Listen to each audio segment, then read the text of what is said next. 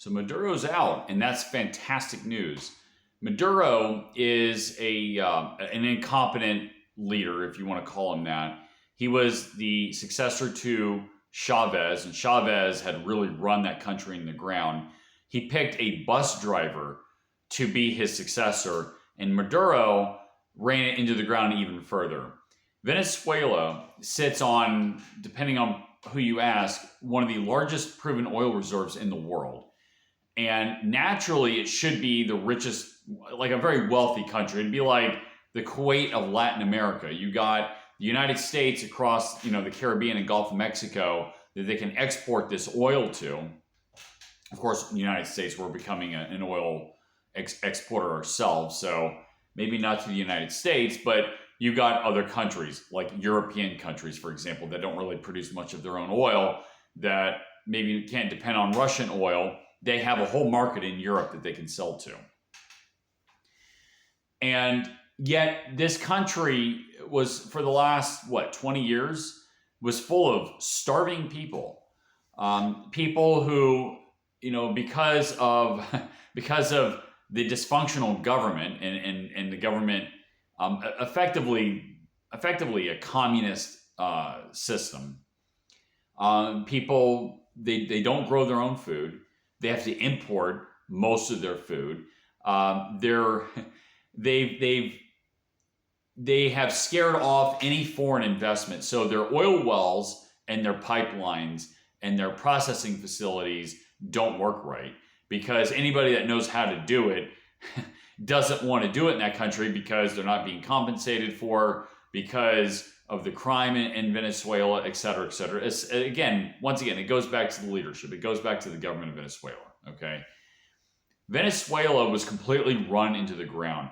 And not only that, Maduro, there's plenty of evidence that Maduro cheated in the election, in the more recent elections.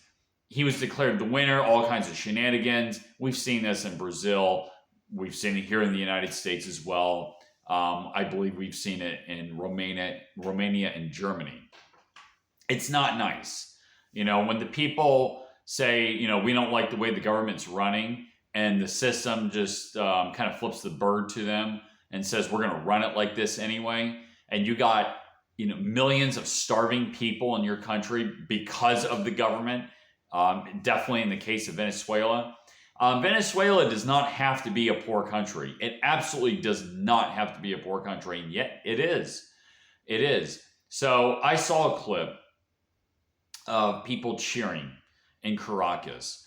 They were cheering because Maduro was gone, and there was hope that there might be something better on the other side of this. It's going to be a rough road ahead of them. That country has been dysfunctional for a long time. A lot of the brightest minds have left that country. They've left because, if you're a hardworking person, if you own your own business or you're an engineer, why would you stay in a country like that when you could go somewhere else? I've talked to several people from Venezuela, and they live here in Florida. Why? Because it's a better quality of life here than it is in Venezuela. They talk about how good things used to be in Venezuela, and it's not like that anymore. It's going to take someone who is charismatic, who will give people hope and say that the future looks bright. And that's going to be a hard task. It's going to be a really hard job to lead Venezuela going forward.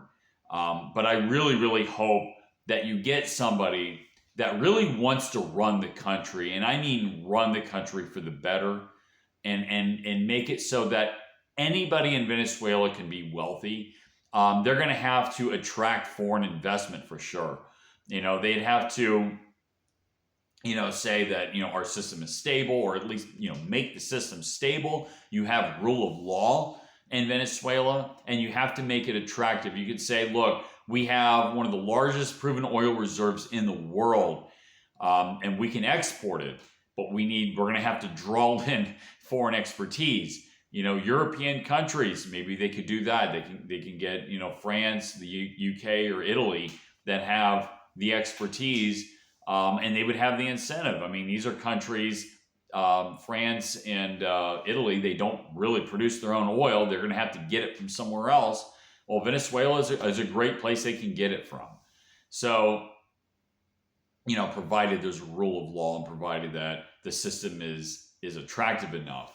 But they can do that. They can begin to export oil again. They'd have to probably import food for a while. But you need to get that country back up and running. It's going to take time. It's going to take a lot of hard work. It's not going to happen overnight. Venezuela did not get to where it's at now overnight, and it's not going to get out of it overnight. But if you get good leadership and you attract that foreign investment, that'd be two really big steps in the right direction. And Venezuela can be a wealthy country again. There's no reason why it can't be wealthy. It's like I said, it's a beautiful country with lots of natural resources. By the way, it's not just oil and natural gas. It's got other natural resources there too that the world needs. So hopefully things work out for the best. Hopefully it's not just chaos in Venezuela after Maduro. Hopefully post Maduro, Venezuela, you get elections, you get good leadership, and people will see that Venezuela is a place that's worth living in.